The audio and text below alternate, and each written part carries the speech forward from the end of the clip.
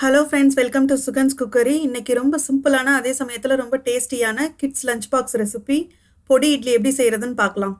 பொடி இட்லியை லஞ்ச் பாக்ஸுக்கு மட்டும்தான் கொடுக்கணும்னு அவசியம் இல்லை. ஜஸ்ட் ஈவினிங் ஸ்நாக்ஸ் மாதிரியும் நீங்கள் செஞ்சு கொடுக்கலாம். இது ரொம்பவே நல்லாயிருக்கும், குழந்தைங்களும் விரும்பி சாப்பிடுவாங்க. இப்போ பொடி இட்லி செய்கிறதுக்கு நான் சின்ன சின்ன மினி இட்லி எடுத்து வச்சுருக்கேன். சப்போஸ் உங்கள்கிட்ட மினி இட்லி இல்லாட்டி நார்மல் இட்லியை சின்ன சின்ன பீசஸாக கட் பண்ணி வச்சுக்கோங்க. அது கூட நான் பொடியில் நல்லெண்ணெய் ஊற்றி அதை நல்லா மிக்ஸ் பண்ணி வச்சுருக்கேன். அதை வந்து அந்த இட்லி மேலே நல்லா ஊற்றிடலாம். ஊற்றிட்டு இப்போ வந்து எல்லா இட்லிலையும் அந்த பொடி படுற மாதிரி இந்த மாதிரி பரட்டி விட்டுருங்க.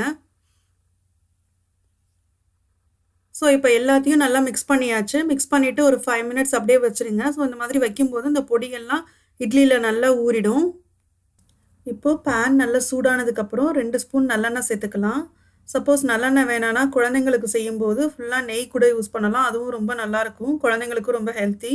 அதனால் நீங்கள் ஃபுல்லாக நெய்யும் யூஸ் பண்ணலாம்.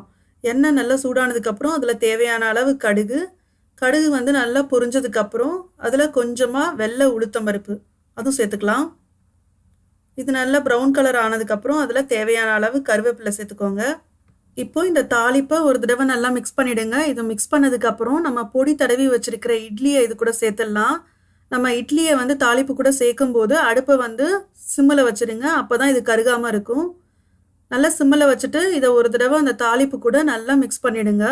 இந்த மாதிரி மெதுவாக மிக்ஸ் பண்ணும்போது அந்த தாளிப்புலாம் இது கூட ஏறி இதோட டேஸ்ட்டே வந்து டிஃப்ரெண்ட்டாக இருக்கும். குழந்தைங்களும் ரொம்ப விரும்பி சாப்பிடுவாங்க.